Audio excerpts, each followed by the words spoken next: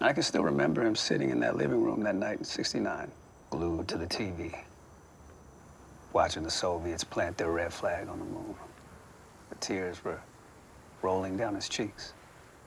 Hey guys, Pete here. Today I'll be talking about For All Mankind Season 3 Episode 2, which I enjoyed quite a bit. The race for Mars is on. All the potential factions trying to get there first have been established, and we get a glimpse of the changing of the guard at NASA. Kind of, because, well, Margot's still in charge. But it's out with the old and in with the new, and it turns out that at least one member of the new generation is a sort of psycho stalker type. There are tensions inside the Geezer network, and that has some of our heroes feeling sorry for themselves. It's just a temporary thing, though, because there's a new player in the game to shake things up, and they're handing out second chances. I'll get into everything that happened right after this quick spoiler warning. If you haven't watched the second episode of For All Mankind's third season yet, then this video won't be for you. And with that out of the way, let's get into it. Game Changer is the title of this week's episode, and that refers to Dev Iyesa and his aerospace company Helios. We learned in the opening sequence of the first episode that he is filthy rich, and he got that way when he made breakthroughs in clean nuclear fusion energy with his partner. This was no small achievement, and it even helped to roll back the effects of global warming. In order for it to be a viable source of energy, they have to mine helium-3 on the moon, and that put him in the business of going to space. The episode opens with Karen being taken out to a meeting with him in the desert. Polaris' disaster happened to be at the perfect time for him, and he makes her an opening offer on her business that's so generous it makes her suspicious. As they're talking, she realizes his company is developing a methane engine, and that means that they're trying to get to Mars, but they don't have time to make a ship of their own and still be competitive with NASA and the Soviets, who are both planning on launching their mission in 4 years. He wants to buy the hotel and put these new engines on it so that he can get into the race. In the process of trying to make the deal, he tells Karen an inspiring speech about his father that explains why he's interested in the first place. And it seems like we can probably take him at his word at this point in the story. And when all is said and done, she gets a great deal and he gets a spaceship. At JSC, Molly learns through a memo that the higher-ups are trying to gain more influence over her office. She goes looking for Margot, who still isn't back from her trip, and we watch her complain to Emma. Then she decides to make a move. She goes back to her office, calls in Danielle, tells her she won't be the commander of Mars 96, and it's clear that she's doing this to strike back against Margot. She's doing it when she's not there. She's doing it even though she told her that they would talk whenever she got back, and she knows this will cause problems. But the way things are currently set up, she still has the ultimate authority and decides to use it. She laid out her reasons in the premiere of why she thought that Ed was the better choice, and she tells Danny the same thing. She obviously doesn't agree, but doesn't have a problem with running Ed's backup crew. Molly goes to tell him the good news, and he's beside himself. He can't believe it, and he is really pumped up.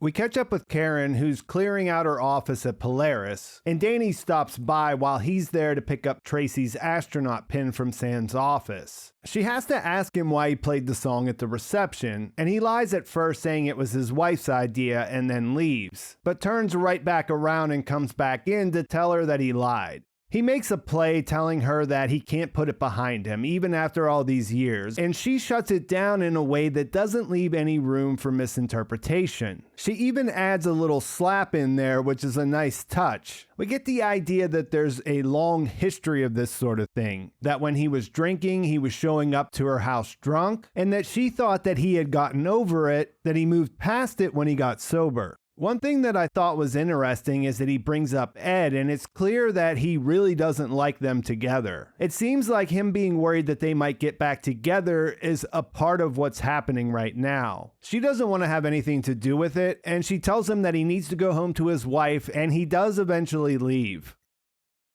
At their home, Ellen and Larry are discussing her idea of having John McCain as her running mate, and he's against it. He stresses that she needs to get someone that's different, that will appeal to the base, especially someone who will bring in the evangelicals. And he does mention that at this point, she's behind Bill Clinton in the polls. Later, she'll have a meeting with this new character, Governor Bragg, where she does bring him on board. But the real twist in this scene is that Ellen and Larry have a child. It's a big surprise, and they have this nice interaction where they seem like one big happy family. At the office, Danny and Ed continue their friendly rivalry. You can tell that she's devastated not to get the command, but she does back her friend up and congratulate him for getting the mission, and we see them share a moment. He goes to call Kelly and offers her a spot on his crew. We learn that he's ending his marriage with Yvonne, and that this isn't the first divorce that he's had after Karen. I'm guessing it's the second, but the way she says it, there could be more, I guess. I thought it stood out that one of the reasons that Margot favored Danny was her interest and knowledge of science. And here we see Kelly trying to tell her father what she's doing in her research, and he really isn't even paying attention. Danny comes home to tell her husband that she didn't get the command spot, and after what happened on Polaris, he's actually relieved. We get to see her at home with her family, and things look pretty good there, but this all turns out to be set up because when Margot gets back, she learns from Bill that Molly made her decision to name Ed while she was gone. This leads to an interesting confrontation. Margot is in charge of the agency, but knows that she can't force Molly to do what she wants. Molly is throwing that in her face, so she decides that her only choice is to fire her. And it's the type of situation where you don't like the choice, but can absolutely understand why she made it. Plus, neither one of them are exactly right. For these being two characters we like, it's pretty hard to get behind either one of them in the way that they handled this. Margot follows up by having the conversation with Ed to tell him that he won't be going to Mars. He's understandably devastated and angry, and essentially says that the pencil pushers in the lab coats have finally taken over. Again, we can understand his perspective here, but Molly's decision is the one that created this situation, and they're gonna always side with each other. The two of them have a drink in her office and discuss how their time has passed. And this reminded me of their conversation when they were on the moon searching for the ice, about how they were selfish and they were narcissistic, and you know what? Now they're getting pretty old. Speaking of the moon, we get a quick look at Aleida arriving there, and it's a lot of fun to see her face. But also, we get to see how Jamestown base has expanded over the last 9 years, and it's pretty impressive. Overall, it's a pretty short visit, but we do see her call her father, and it looks like he might be starting to experience early signs of dementia or something like that. This makes me think about how involved her job is. We've seen that Margot, who is essentially her mentor, doesn't have room for the family life at all. And now we're getting hints that Aleida's might be more complicated than it appeared in the first episode.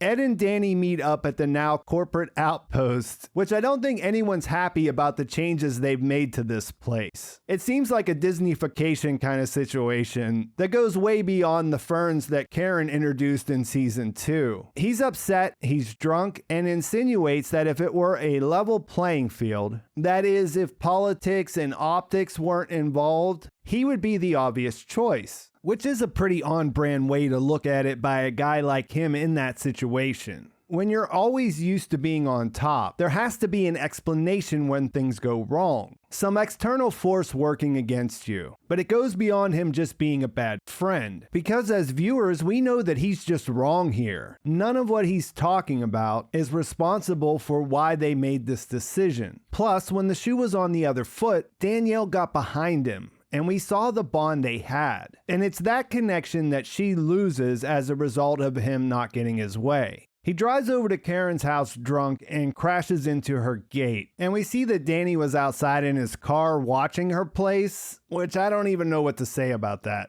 She brings him inside and cleans him up, and they talk about how they're getting older and nothing is turning out the way they thought it would. I guess the most important thing here is that it gives her an idea. And we see her go to Helios to talk to Dev to try to convince him they need someone like Ed to command their mission. She finds out she doesn't just need to convince him because they run the business as a collective. He brings it up to everyone, and after a vote, they decide to hire him. On her way out, Dev stops her to offer her a job doing whatever she wants. Basically, she'd be recruiting people, and at first she isn't interested. He picks up on the fact that it's because of what happened with the hotel, and he gives her an inspiring pep talk that brings her around, and she agrees to come on board. Back at NASA, Margot tells Danny that Aleida worked out the glitch in the Nerva engine. They talk crew wish lists, and the idea that Ed was going to bring Kelly comes up before she tells Margot she wants Danny Stevens as her right seat. And this makes me really question the writer's decision to name both of these characters Danny.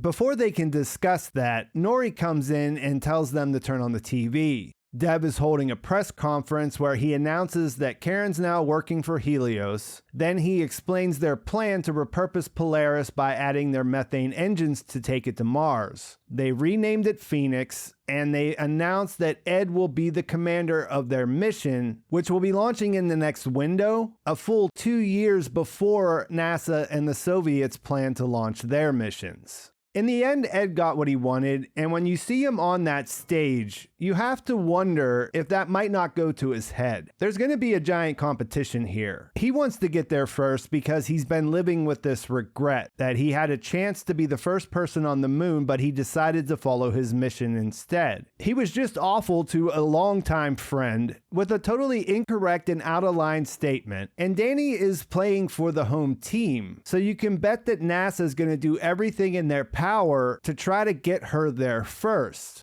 The Soviets might have real problems getting their engine together 2 years sooner. Everything we've seen so far seems to indicate that they were going to have trouble getting it together for 96. And that means that Margot might end up in a bad situation because of her covert working relationship with Sergei. And after seeing Karen and Ed up on that stage together, it's at least possible that Danny Stevens might mutiny and crash the Sojourner 1 into the Phoenix just to take him out. We kind of go around and see everyone's reaction to this as it's airing on TV, and no one seems all that hyped up except for Molly, who we find smoking a joint in her bathtub, and the episode ends there. A lot of things are developing here, and most of it got me excited to see what happens next. Dev Ayesa seems like a good addition so far. Most signs point to him being a positive force in at least moving things forward, regardless of the effect that he has on humanity. I mean, it's hard to take him at his word for half of the stuff he's saying. And their office culture and all of that stuff that you see there looks like great ideas, but it also looked that way whenever Google was just starting out, and in other big tech firms that didn't turn out to really be a force for good.